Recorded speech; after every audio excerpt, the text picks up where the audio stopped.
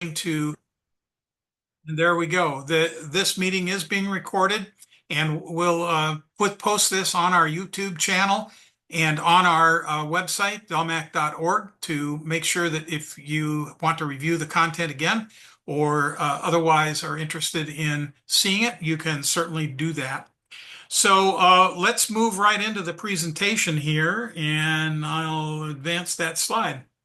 Well, tonight's presentation is about, are you ready for DALMAC? And we're going to talk about some of the things you need to be prepared to do, and how to be ready to go, and just information you need to have a fun and safe DALMAC. We do provide a booklet to each writer that will contain all the detailed information. You can see that writer's handbook on the dalmac.org webpage, and it is, now we're not going to require you to read it, but it's a really good idea to read that and understand what we expect of writers and how to have a safe DALMAC. Tonight, we're really going to talk about the best way to get ready for the DALMAC, physically and equipment, to make sure that you're going to have an enjoyable ride. One of the things I hear as the DALMAC director, and this is my third year as the director, one of the things I often hear is people say, I don't think I spend enough time in the saddle. And that's really accurate. We find that that's a common complaint, and we'll talk more about that here in a minute. Well, what should you be doing right now? Right now, you should be riding to accomplish about 3 months of training. So you've got a little bit of a head start. June, July, and August. It's been in mid-Michigan. It has been a bit of a rainy and cool spring, so a lot of us haven't been able to get out and enjoy riding as much as we'd like. It will improve. We've got some nice weather coming up in mid-Michigan. Now, if you're in mid-Michigan, beware, there's big storms coming in tonight, so I'm hoping that we're going to find that. I'm watching the second. And I just had to mute that person. So what you should be doing to get training for these 3.5 months ahead of the DALMAC is you should be riding 3 or 4 days a week. Somebody is talking. Get rid of you. At the start, go for time in the saddle and don't worry about speed and distance just yet. So if you're able to spend a good solid amount of time having your sit-upon bones accommodating that seat, and that seat is getting accommodated to you, that's really a key element. Because as I say, a lot of people complain about, hey, it wasn't my legs, it was my rear end that gave out because of so much time in the saddle. So spend a lot of time in the saddle, make sure that you are putting in that. That doesn't mean you shouldn't be doing some long rides and some strength training kind of rides. You need to do that too, but time in the saddle is really important.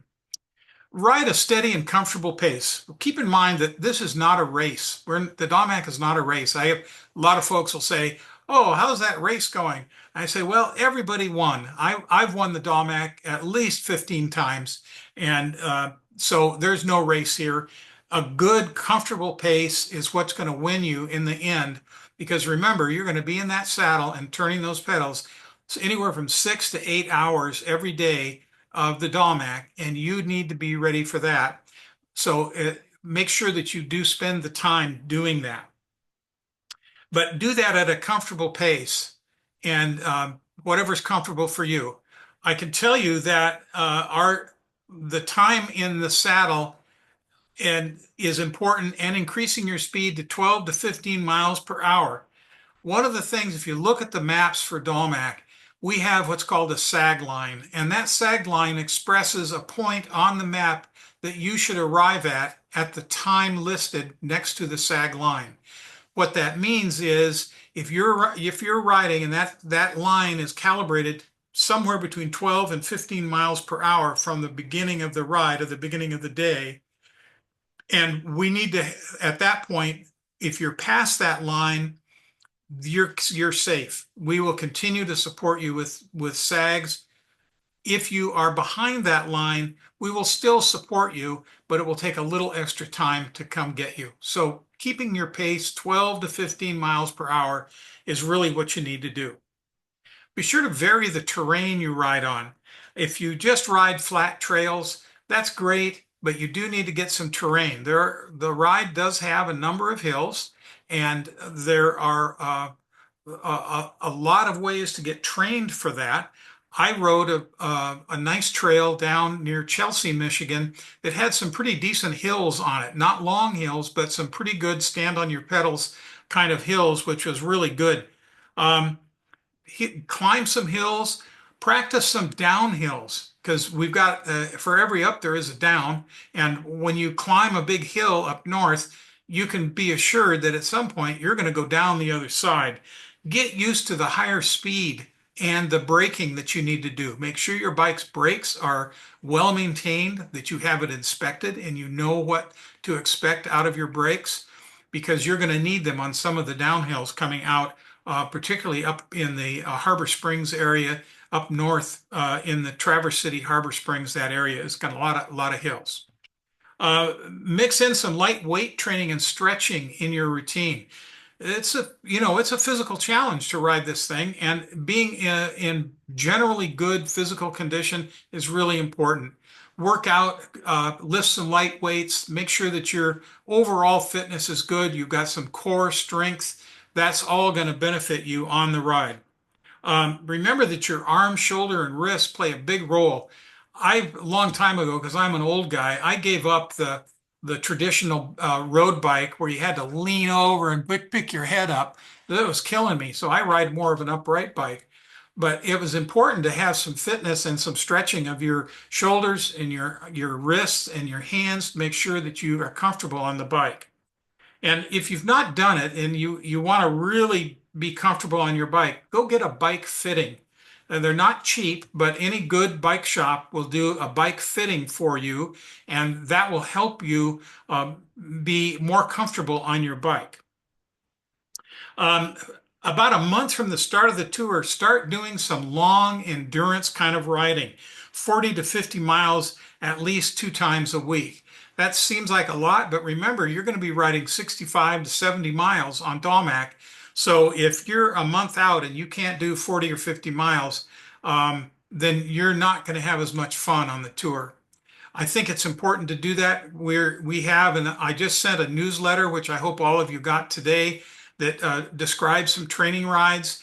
And if you live in the central Michigan, Lansing area, and you're a member of Tri-County Bike or not a member, we have lots of rides on our ride calendar of various lengths and abilities. I strongly recommend you go out with a group and practice your riding with folks who can help you along. Go ride in the weather of the day. We cannot control the weather on DALMAC, and if it rains, as we always say, if it rains, what happens? You get wet. Now, we do make sure that we instruct folks to leave the road if it's a bad thunderstorm or high winds or dangerous. But if it's just a rain shower, you need to be ready for that with the right equipment and so on, and be ready to ride in the rain and be aware of how your bicycle handles on wet pavement, because that can be different. Heat and cold on the tour are common. Be sure that you have the right kind of equipment and clothing to deal with hot days and cold days, because that is bound to happen. So here's the resources for training rides. The Tri-County Bike Association, which is our club here in Central Michigan, and it is the sponsor of the DALMAC, and there are lots of good rides. The League of Michigan Bicyclists ride calendar. If you go to the League of Michigan Bicyclists, and there's a ride calendar there that lists rides all over the state of Michigan that you can participate in. Create your own ride using Ride with GPS. Ride with GPS is the official mapping tool for DALMAC. And if you are a member of Tri-County Bike Association, you get a free access to Ride with GPS. And you can you could use that tool to create some of your own rides and then use that to practice navigating with Ride with GPS, because that is the tool for us to navigate on the tour, Ride with GPS and our map booklets. The Michigan Trails and Greenway Alliance, they're another good source for rides that are on trails primarily. And you can look up the rides there and go ride those trails, get used to trail riding, because we do have a route. Well, the 5-day west and the 4-day west do use the Fred Meyer Heartland Trail from Alma to Vestaburg. And we also use the trails up north for the 2-day trail ride. So equipment wise, you don't need to spend a fortune on your equipment, but good equipment will help you enjoy your ride. Uh, if afford the best thing you can, if you can afford an expensive bike, go ahead. What I would advise you not to do is go get a $100 bicycle from Target or Walmart and expect that to be the right machine for a long bicycle tour, because it probably is not going to be. Maintaining your bike is very important. Oh, and by the way, there are lots of good used bikes out there. Bike shops very often have used bikes. And I will tell you, here in central Michigan, in Lansing area, the MSU Bikes Service Center on the campus of Michigan State University offers lots of used bikes, and they're in top-notch condition, because the mechanic there is just great at making sure these bikes are in good condition. So if you need a bike, that's a good place to get it. It's very important to get that bike tuned up right before the tour.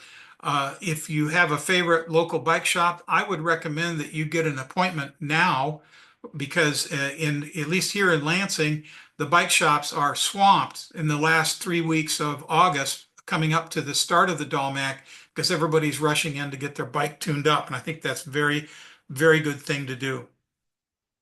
DALMAC does require the use of helmets for all riders. You will be asked to put on a helmet if you're not. And I've yet to find somebody in my 3 years who was not wearing a helmet, but that's a requirement of the ride. We really discourage the use of earbuds or headphones on the road.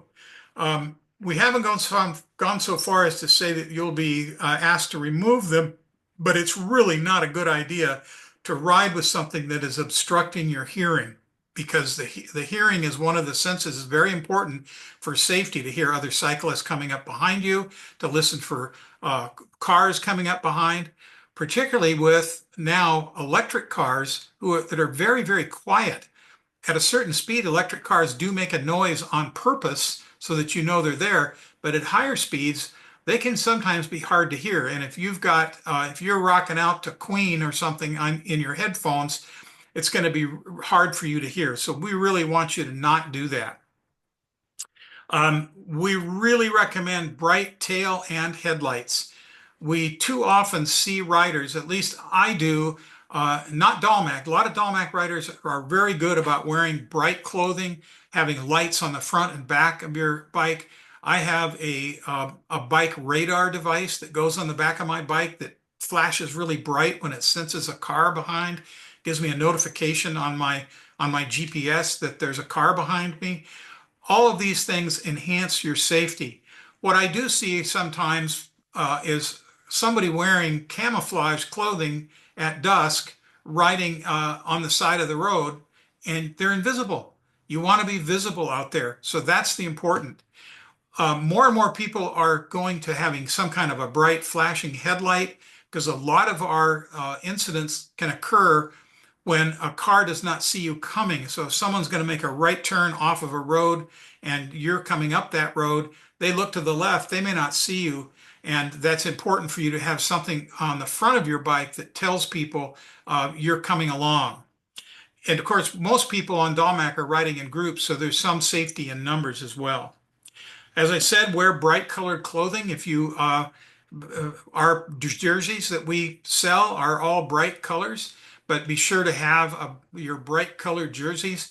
And they're a lot of fun too. It's fascinating to see all the different jerseys from rides all over the country, and in some cases around the world, people wearing jerseys that they've bought in other rides.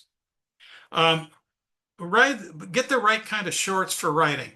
Now, this is sort of a little bit of a private matter, but anatomically, it's very important for you to wear the right kind of shorts. And I maybe all of you know this already. I'm going to repeat it because invariably I'll see somebody riding a bike on DALMAC. I've seen it on DALMAC wearing a pair of denim shorts, and you're just asking for your rear end to be rubbed raw. It's important to wear the right kind of bike shorts. They are padded. They have a chamois padding on the inside. And here's a secret. You'd never wear underwear with your bike shorts. Too much information, maybe, but some people don't know that. And it's important that you are comfortable because again, your rear end is what's going to wear out like at the top. Another thing to do is practice changing your tube on your tire. A lot of people will have a flat, and we've got SAG drivers who will come and help with an air pump, but we do not repair tires or change your tube on a flat. That's your responsibility, and we highly recommend that. In a lot of bike shops will help you with that. They'll instruct you. If you go in with a wheel and you let the air out of it and ask them to show you how to change the tube, they'll be happy to do that because you really need to be able to do that. And some are really hard to change. My bike is really hard to change, and I dread getting a flat for that reason. So practice that. Get some instruction on basic bicycle maintenance, what needs to be tightened and loosened so that you have some knowledge. Now we do provide, there are bicycle mechanics that the tour hires to provide service to bicycles. And that service to you is free. We recommend that you give them a tip because if they fix a broken chain or something like that, they'll charge you for the parts that they need, but they won't charge you for the labor, except a tip is really appreciated by these folks.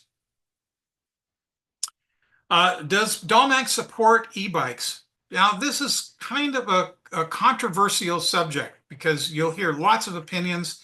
Lots of folks are worried about e-bikes. And we do allow Class 1 and Class 3 e-bikes. What we do not allow and don't want you to ride is basically an electric motorcycle, which uses a throttle. And a Class 2 is that kind of bike. Now, other classes can have a throttle, but the speed is limited to 20 miles an hour.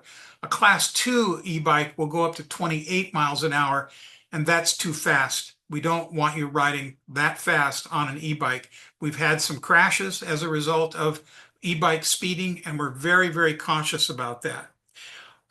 Please note that our mechanics may not have the ability to repair an e-bike. They're getting better at it because there's so many of them. But we'll talk a little bit more about that. So what should you carry on your bike when you're on the road? Spare tubes. And I recommend a minimum of 2 spare tubes because, you know, if it happens once, it'll happen again. And it's important for you to have those tubes.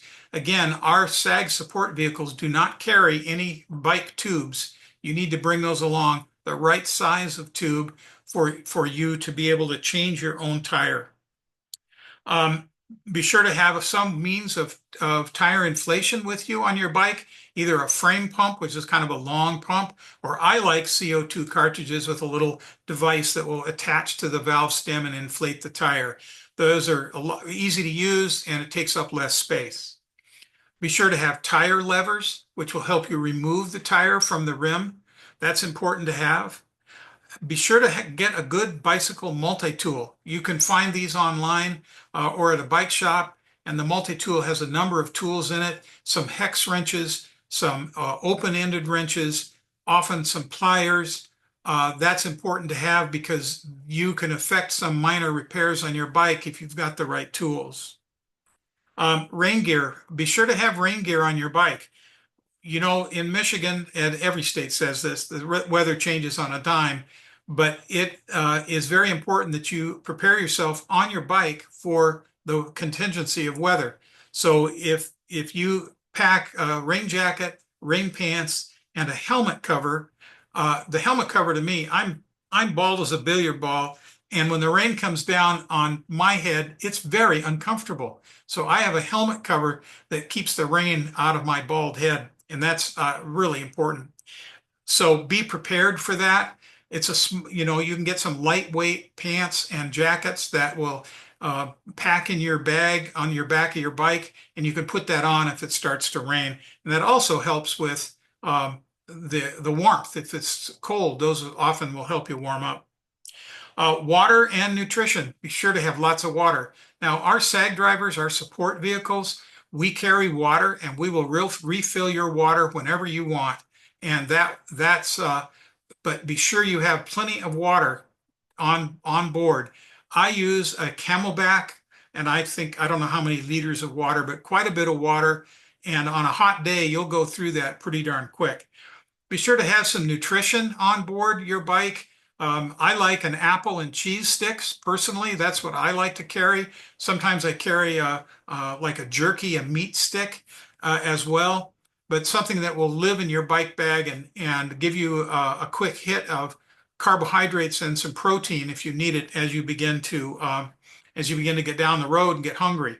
We have lots of stops on the route for places to stop and eat lunch or stop at mini marts and pick things up. There's lots of those along the way, and you'll get some detailed information about the locations of those as you're riding along on the tour.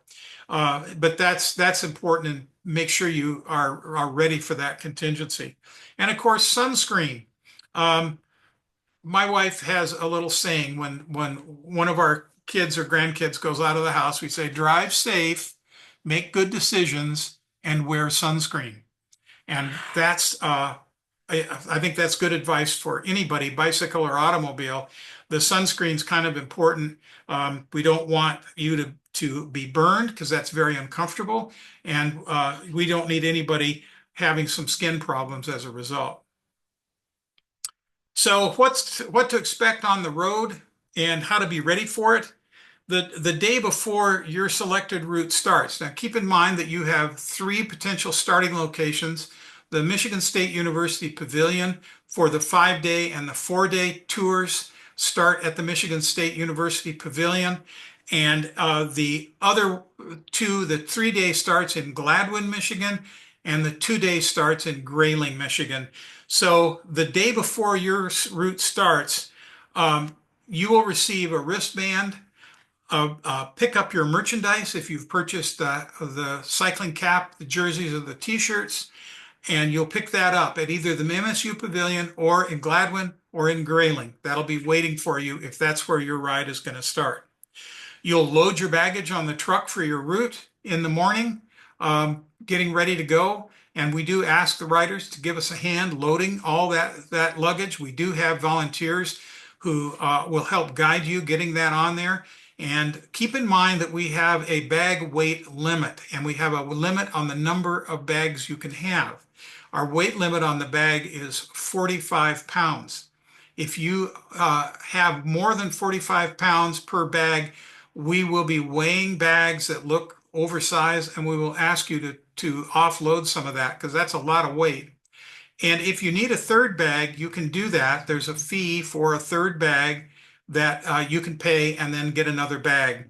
But our volunteers are very happy to assist, but we do want you to help as well and help both load and unload the baggage trucks. Basically, at the end of all that preparation, you get on your bike and ride after sunrise. We generally say 7 to 7:30 to start riding. We don't want you out much earlier than that because our SAG drivers will begin driving the route shortly after the bicyclists begin to leave. We let you get a little further north on the route before we start our support vehicles, but it's important for you to be on the road when there's some light. And again, that's a safety concern. So we've established rest stops along the route, and they're indicated on the map that you'll receive. And by the way, if you want a preview of the map, if you go to dalmac.org, you will find under the routes, you'll see that each route has a download link for the actual map that will be provided to you. Those maps right now are in their draft form. They're in the draft form because we have a crew of folks who will be checking all of the roads. and we will finalize those maps later in the summer and have them printed. But if you want to get an idea of what the maps look like and what the navigation is going to look like, go to dalmac.org and take a look at those maps. You can download them as a PDF and study them to your heart's content.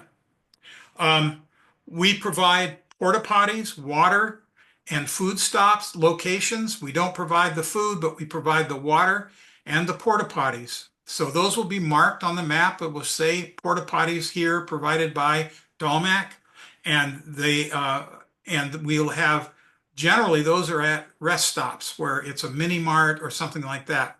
Now, if you're a gravel rider and you are participating in our gravel route, we are having a special consideration for our gravel riders. There will be special stops for gravel riders. We will have a team of 2 people who will be managing a rest stop for the gravel riders and providing water and, in this case, nutrition, because the gravel route is so far away from any businesses.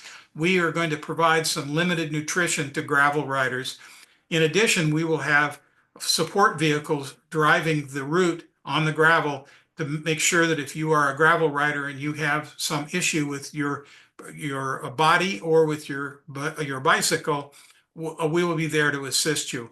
We also have the cookie stops. Every route has a cookie stop, and we buy some really nice cookies, and everybody looks forward to stopping and having cookies. There'll be cookies and lemonade and water at the cookie stops, and again, those will be marked on the map. You'll know where those are.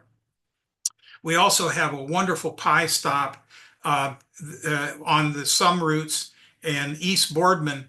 There's a church there, and the ladies in that church, and the men, I suppose, they bake a bunch of pies and sandwiches and cookies and all kinds of things. And it's named the Leonard Provencher Memorial Pie Stop because our dear friend Lenny, who passed away a couple of years ago, he really was the start of getting that going for DALMAC, those pies. So we remember Lenny with that, and stop there, buy some pie. Some people will even go so far as to buy an entire pie, put it in their private support vehicle, and eat it later on. The pies are fantastic. The communities along the routes know we're coming, and they've prepared for us to stop for lunch and ice cream and other kinds of beverages that you would be interested in having at those stops. We want to support these communities. The communities really appreciate DALMAC coming through. And this year, we're going to be publishing a guide to all of these stops, or many of these stops, which will give you a heads up on each route as to where you'll find the communities that are offering some amenities for you. And you'll look for a sign that is an orange sign that's in the window of many of these businesses that says DALMAC spoken here. And those are folks who we've visited as we have a team of people going up the route and stopping and telling folks in businesses, gas stations, and other places, hey, we're coming through. You can expect this many riders on this day at about this time, and they're ready for us. We encourage you to stop and patronize these businesses because we really do rely on them for support for our riders. And they're kind enough to allow us to place our porta potties at some of these locations as well. DALMAC, as I've mentioned, we arrange for mobile bicycle repair services. They can help you if you have mechanical issues. The service is free, but the parts do cost something, so you have to be aware of that. So on the road, please be a good bicycle citizen. Obey all the traffic laws here in Michigan. And if you're from out of state, in Michigan, bicyclists have exactly the same rules of the road that automobiles have. There's some changes coming to that, but basically, from safety standpoint, the more you behave like an automobile, predictably for other automobiles on the road are going to respect that. Don't hug the shoulder too much. Be visible and obey all the rules of the road in Michigan, which are basically just like the rules for automobiles. Ride safely and defensively. please report immediately any road rage or aggressive driving by calling 911. I know all of us have experienced that. I had a road rager today, as a matter of fact, on my ride, and it wasn't very much fun. But we need to report folks that do that and make sure that the law enforcement knows that that's happening. We ask you to give them a smile and a wave rather than a one finger salute or some other words, because they don't inflame these folks. And we all know as bicyclists, we've all experienced people on the road who are in automobiles who are disrespectful of what we're doing. We do provide SAG services, our support vehicles, and but we're not Uber. We don't. It's not like on demand. Okay, I'm tired. Take me 5 miles up, and then I'll get out again. That's not the way it works. The SAG support vehicles, we have great folks, and they will help you get through whatever trouble you're having. But we really want you to be conscious of the fact that good preparation for the ride will mean fewer incidences where you have to rely on the support vehicles, the SAGs. If you're riding along and you spot, and our SAG vehicles are marked, almost all of them are either a minivan or a pickup truck, and they'll be flying orange flags outside their windows that say, and the stickers on the side that say DALMAC SAG support vehicle. And if you're riding along and you look in your mirror, and oh, by the way, highly recommend mirrors. If you look in your mirror and you see one coming, or you see one coming your direction and you need help, tap the top of your helmet. That's the universal sign for stop, I need you. Don't wave or give a thumbs up or a thumbs down. They won't respond to that. Tap your helmet and they will stop for you. We do have water and limited nutrition on those SAG vehicles. There will be a tire pump in the vehicle. You can fix your own tire and pump it up. As I said earlier, make sure that you know how to change a tire and change the tube. We all carry a very comprehensive and well put together first aid kit. We update these first aid kits with all fresh materials and supplies before every tour. But you will be responsible for patching yourself up. For a lot of reasons, we are not equipped nor are we insured to provide direct assistance in first aid or treating anything. Now, if you are seriously injured, we will obviously be good Samaritans and attempt to assist you, but we will also immediately call 911 and ask for medical assistance to come to our location. So we've been very fortunate. We've had some crashes. It's inevitable, but overall, our safety record is very, very good. But we have called 911 on several occasions when there's a problem. I just want you to know that we will do that for you. So in camp in the evening, the crew arrives about 3 o'clock at the campsite, and they will get everything set up. And some are maybe later at some sites, because some of the schools, particularly Wednesday, Thursday, and Friday, the schools are in session. So some of the schools say, we don't want your setup until after 3:30 or some time like that. Over the weekend on Saturday and Sunday, we generally get in right away. But our crew will arrive, the camp staff and the baggage drivers will arrive in camp and set up everything, generally around 3 o'clock, 3:30.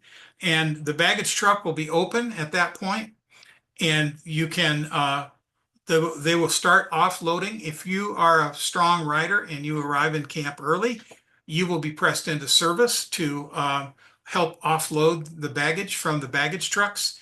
We really want you to help us with that, because our volunteers, we have a lot of volunteers, but there's also a lot of bags, and we need your help with that.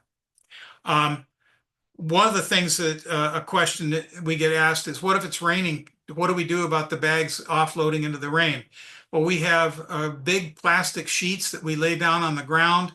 We put the bags on top of the sheets, the plastic sheets, and then we put more plastic over the top to protect them as much as we can from the rain. It's important that if you have any sensitive electronics, like a CPAP machine or other things that really can't get wet. Work with the baggage truck drivers. They will be glad to carry that in the cab of the truck to protect it. There will be a pop-up shelter when you arrive in camp, and that's the camp staff headquarters for that night. And there will be a staff member there, one of our volunteers, to answer questions. There's water and lemonade usually. And if there are leftover cookies, they will be there too, so you can have a cookie.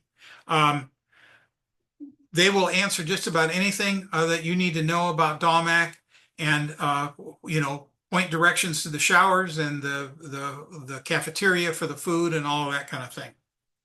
There are directional signs. We have invested a lot of money in signs that point you in the right direction in camp. We do have a special CPAP area. If you're a CPAP user, we will have a cordoned off area for CPAP users. We also provide a limited number of electrical connections that we run cords inside the buildings and bring a multi-outlet device out in the CPAP area. You do need to bring your own longer extension cord to run from the tap into your tent, but we do support CPAP users. Dinner is served from 5 to 7 p.m. and we have a writers meeting after that. And we really want to encourage you to go to the writers meeting, because that's where you're going to get information about any changes to the route, a weather report, what to expect the next day with the weather. Anything else that is pertinent to your safety and comfort will be covered during that writers meeting at the end of dinner. We also often take that opportunity to thank the host school for being there to help us out. And we recognize the workers, their volunteers and staff that help prepare the meals for us. Quiet hours are 9 p.m. to 6 a.m. Folks are tired, and when 9 o'clock rolls around, all I hear is the hiss of CPAP machines and snoring from everybody else. And so we like to have the camp get quiet at 9 o'clock and then start stirring about 6. At most locations, we do ask that the food service prepare coffee and have that ready before breakfast begins. Breakfast is generally from 7 to 9 or 7 to 8:30, depends on the location. But we try to get some coffee brewing. And if you are taking advantage of Padres Cycle In, which is a wonderful service, they brew coffee in their tent area. And if you've not explored the option to use Padres Cycle In for your camping, please do so. There's a link on the dalmac.org site that will take you to their service, and it's wonderful. I've used it for a number of years. They carry your baggage. They set up a tent for you. You don't have to take a tent. They set up a tent. They provide an air mattress. They inflate your air mattress. They have a big shaded area where they have lots of snacks, lots of salty snacks, lots and lots of different kinds of soft drinks. It's a wonderful service. It's a little bit more money, but boy, is it worth it when you get up the next morning. And I was convinced when I got tired of grabbing my tent at 6:30 in the morning and stuffing a wet tent into a bag and getting all that organized and onto the baggage truck. No, I decided the tent service was the way to go. We do have a pet policy at TCBA. Only certified working service animals will be allowed, and that means truly service animals that are required. No pets of any kind, no emotional support animals, no comfort animals, and no therapy animals. We have had some unfortunate experiences with this, and the schools where we stay are generally very happy to have the true service animals, but other kinds of animals have created issues at the schools. So in the morning, here we are, rise and shine and stuff that wet tent into your luggage, unless you use Padres. And I just mentioned this. Breakfast, 6:30 to 8. And you should plan on having a nice breakfast. I've worked over the last 3 years to steadily improve the quality of our food because no surprise, it's just like airlines. What do people complain about on the airline? The food was terrible or the food was great. So when we do the survey, the number one thing that writers express a concern about is the food, both the quality and the quantity. I've been on a mission to improve both quality and quantity of food on the tour. And I think we're doing pretty well at that. And we've particularly instructed the schools that we really need some hearty breakfast options because you guys are athletes and you're going to be out there burning a bunch of calories. You're going to be burning, north of 3,000, 4,000 calories in the day, if not more. And you really need that fuel to keep going. Get your baggage on the trucks. The baggage trucks will open at 7. Again, we appreciate you helping to load the bags onto the truck. Top off your water, fill up your Camelback. We have pumps all over, cycle pumps all over the place. We ask you to make sure you pump up your tires and you're ready to go, and then hit the road. The DALMAC crew, the staff that's there, they will finish up packing up the site. They will get everything cleaned up, and they will be on the road for the next stop by about 9:30. Depends on how much work needs to be done. One of the things we pride ourselves on, and we ask writers to do, please respect the school grounds, respect the rules of the school, clean up your trash, and make sure that we leave that area as clean or cleaner than we found it when we arrived. And then basically at that point, go out there and ride and have a nice day, and I'm sure you will. So on the last day, woohoo, you've made it to Mackinac City. It's been a wonderful ride, either 5, 4, 3, or 2 days you've been on the road. You arrive in Mackinac City. We will offload the luggage and it will be spread on the ground and arranged by route. There will be signs that will tell you this is the baggage from the 4-day, this is the baggage from the 5 East, and you can then pick up your bags.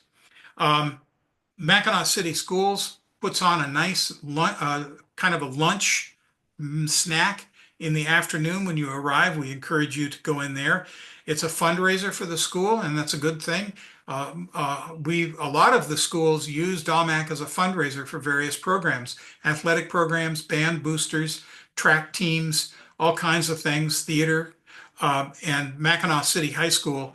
They really appreciate us being there, and they have a pretty decent hamburger too as well. So stop in there and have a burger. It's right next to where we will end the ride. There are 3 departures if you've purchased a bus to return to your starting location. We will have a departure for East Lansing at 3 p.m. sharp. I said at the start of this, we run on time, and we mean it. The bus door closes and it rolls at 3 p.m. We strongly encourage you to be there for that departure because we will help you find a way home, but it's preferable that you be there on time. We will have a procedure for loading your bicycles onto the now emptied bag trucks, and those trucks will leave. You need to have your bike on the truck before 2 p.m. for the 3 o'clock departure. That's really important. That gives time for that truck to get on the road, and the bus and the truck with your bikes arrive at roughly the same time. The second departure for East Lansing is 6 p.m. sharp. Same rule, load bicycles on the trucks before 5 p.m. So when you think about your pace for the last day, if you've signed up for a 3 o'clock bus, you need to plan your riding schedule and your pace to be rolling up into Mackinac City High School probably no later than 1:30, and be ready to get your bike prepared and loaded on the trucks before 2 o'clock. Same is true for the second departure. Again, be there in time to get your bike loaded before 5 o'clock. We have a bus that goes to Grayling and Gladwin for people on the 3-day and the 2-day, and that bus leaves at 4:30 p.m. sharp. And again, same rule. but the bags need to be on the trucks before 3:30. There will be a lot of DALMAC crew on hand in Mackinac City. They will be wearing a bright pink cap, and those are the folks that are the experts at all of this. And if you have questions or issues, look for somebody wearing a pink hat. I will be there wearing a pink hat, and there will be others there wearing a pink hat, and they can help you out understanding what's going on or answer questions and concerns you have as you arrive at the end of the tour. So, there's a wealth of information on dalmac.org. Strongly encourage you to visit dalmac.org. Look at all the pages. There's FAQs. There's links to our writer's handbook. Make sure you take a good look at that and understand what's there. You can always write me a note, director@dalmac.org, if you have questions or have it's something you want to discuss via email. Please send me an email, director@dalmac.org. So now's the time for your questions. And if you have a question, unmute yourself. And Pat, I don't know, have you been answering some in chat? Are you there, Pat? He should be. Let me look.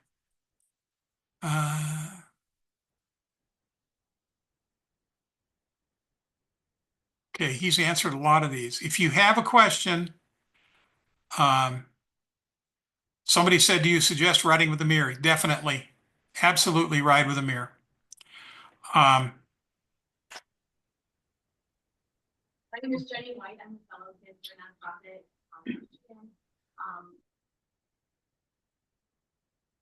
Yeah, okay.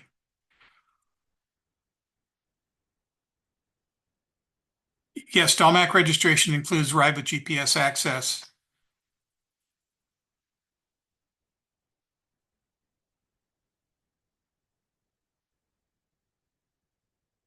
Yeah, on July 24th, we will be doing the navigation, how to navigate on the tour using ride with GPS. You do not need to ride with a bike flag. Well, Pat already answered that one. Any other questions that you have that you want to give voice to right now? I hope you found this useful.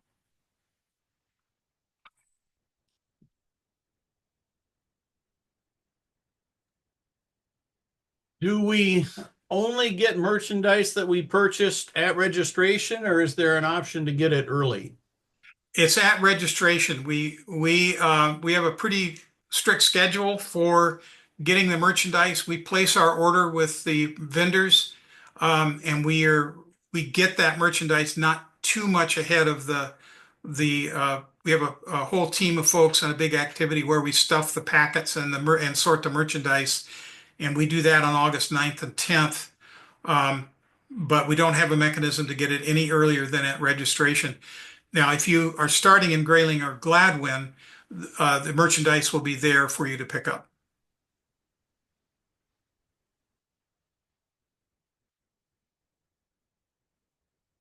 Other questions?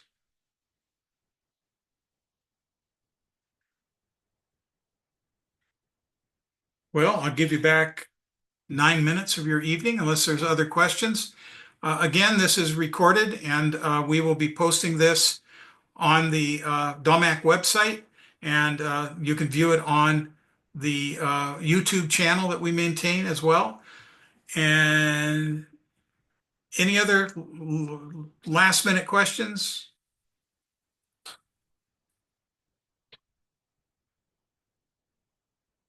All right. Well, I thank you very much for joining us tonight. And I hope this has been valuable. We will have another one in June, and you'll see some information about that. You can go to dalmac.org and look under the webinars and see what the topics are coming up for the remaining two in June and July. And we hope you join us again for this. All right, folks, thank you very much for joining. Have a good evening. Happy riding. Get out there and turn those pedals. See you later.